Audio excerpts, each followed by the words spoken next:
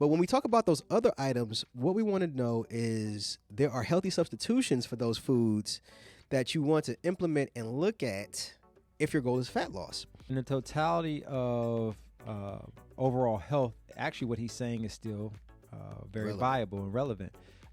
What you want to think about, though, guys, is always a case of too much of any one thing is too much, okay?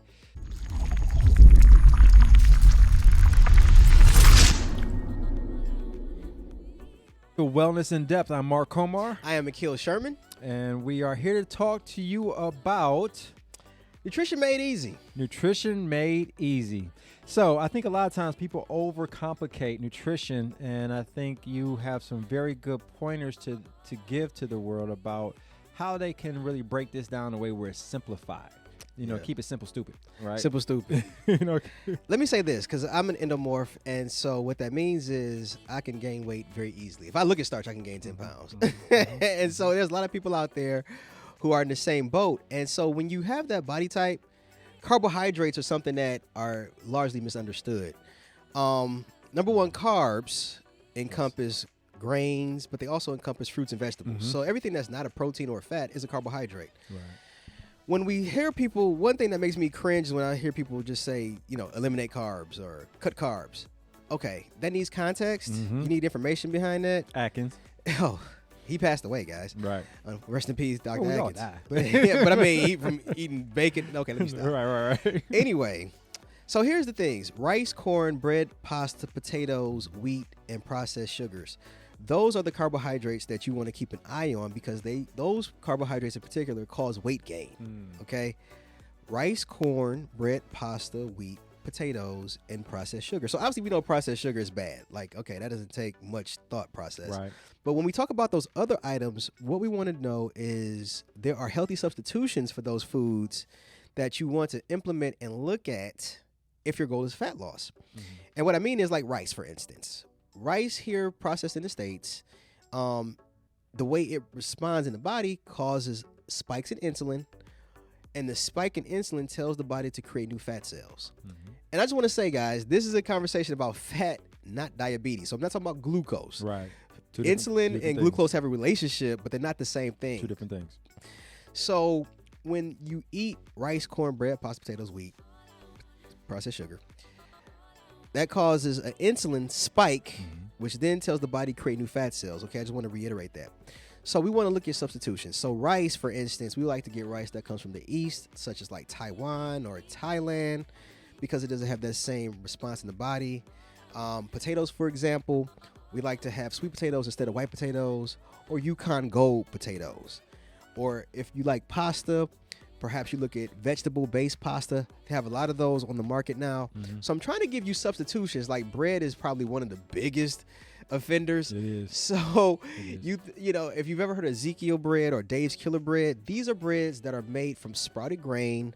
They don't contain wheat, yeast, or gluten.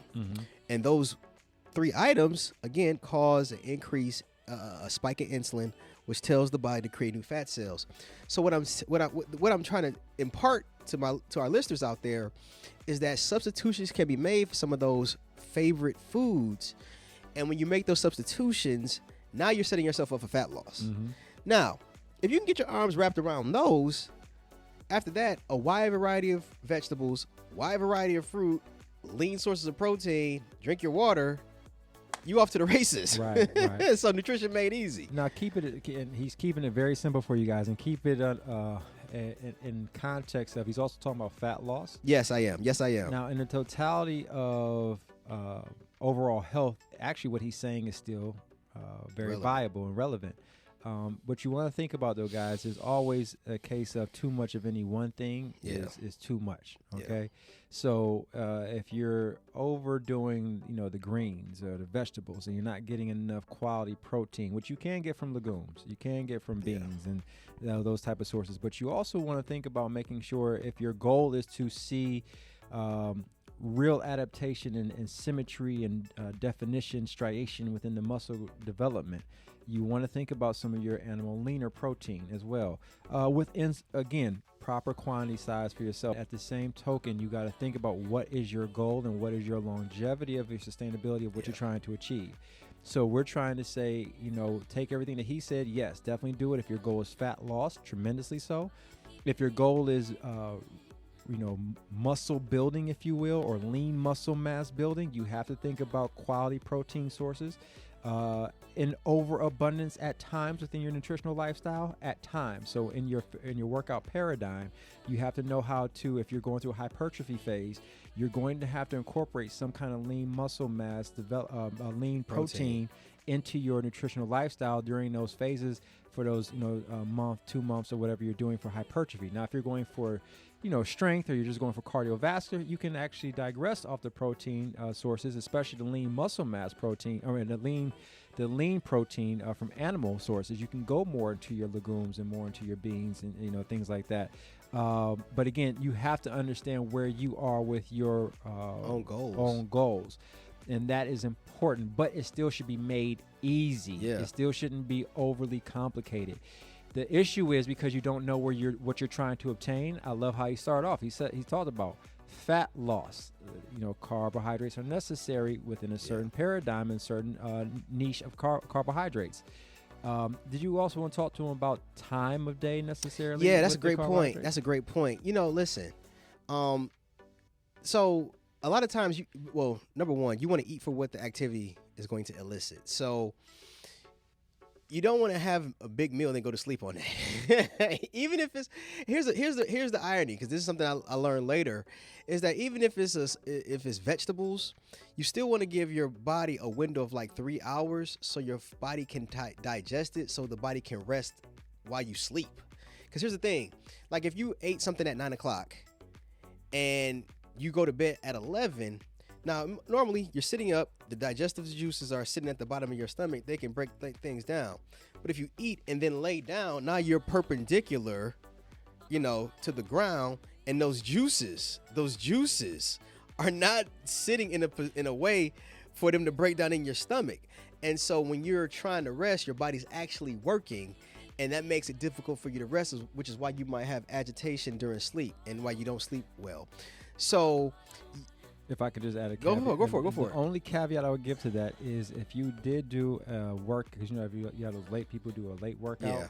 And if you do a late workout, I mean, you've just exercised, say, probably 2 hours prior to going to sleep. Yeah, and you work night shift or something like right, that. Right, your third shift. Then at that particular juncture, you having those carbs, you got to do what you got to do. It's totally different because your body does respond differently because you have been active, and your dopamine levels, your serotonin levels are still not as, your dopamine levels are still higher. And the body needs to be fed. Right. And so it will actually recruit the carbs and the sugars. Right. In a different capacity. What he's speaking to is more so the average person who's, you're doing your exercise in the earlier part to mid part of the day. And in the second half or second phase of your day, you're not necessarily doing any activity. Right. And so they're to that extreme. Yeah. You're not doing exercise. Yeah. And yes, I know a mother would say run around with her kids. It's not the same thing, Mom. It's not the same. Because your heart rate and your rate of breathing did not elevate to a situation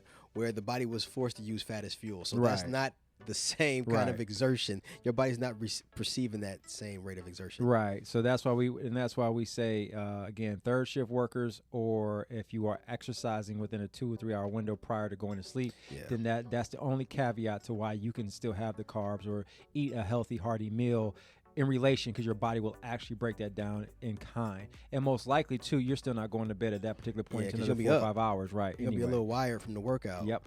So timing does matter. Timing does matter. So if you're not a third shift individual, you want to try to eat your carbohydrates, like those rice, cornbread, pasta, even those better alternative sources, earlier in the day. You would like to kind of try to knock those out really before 5, ideally, even fruit. If your goal is fat loss, remember that. So I'm really talking to my folks who are trying to tackle fat loss out there. You know what I mean? Like he said, muscle hypertrophy or strength, like for my ectomorphs or my mesomorphs out there who, fat loss isn't quite as difficult. You have a little more leeway. You know, for my fellow endos, you want to listen to what I'm trying to impart in you right there. He's absolutely correct. So the overall understanding, just make it easy though for yourself. No diets. You didn't hear nothing about a diet and all this No, it's definitely not about a diet. It's a lifestyle. And if you heard, like we said, again, even when we broke this down, it's about, because you go through phases with all the paradigms. Even if you're in fat loss, you go through certain paradigms and certain phases through your fat loss training style, where sometimes you're going for strength in your workout. Sometimes you're going for hypertrophy. Sometimes you're going for just stability, right? So all three of these modalities that you're training in, they require different, fuel sources. So you have to just know that. And I know this might sound, again, we're trying to keep it simple, but it can be simple once you understand these phases. If you don't understand these phases, this is why you have him with his program that you can contact. You can message him, Mr. Akil Sherman. You want to give him your contact? info@akilsherman.com. Right. And you can contact me at Master Total Fitness. Master Total Health, if I know my stuff, mastertotalhealth.com. You can contact me, and I have a course, and he has his own program that can help you understand how to make this and keep it simple for yourself and implement it for your life. And we can always just talk to you and help counsel you, consult you, because you know what, quality information is necessary, and we rather you get that value from us than just going out here just trying to willy-nilly and Googling crap. Right, winging it. WebMD said, Joe Blow Influencer said. Well, he had a six-pack, so I'm listening to him. Right. So, again, make nutrition simple for yourself. Yeah, simpler. It is simple. It can be simple, and it should be simple. It should be a lifestyle, like he said, not a diet. Yeah. Lifestyle, not a diet, because your life is constantly evolving and constantly changing. You want to make sure that you can accommodate it for each phase and each moment that is. And it's really simpler than what we think it is. It is. It really is. It really is. So look, we're happy to have you guys. We look forward to talking to you guys again soon. Thank you for joining us here on Wellness in Depth. Thanks for watching. Talk to you. Have a good one.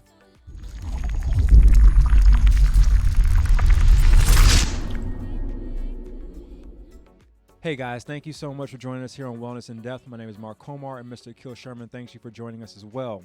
Please understand the information that we share and use and disseminate on this show is for general use only. Please make sure to consult your doctor or your healthcare provider before engaging in any of the activities that we talk about here on this show, all right? But thank you. We look forward to having you here on the next episode of Wellness in Depth.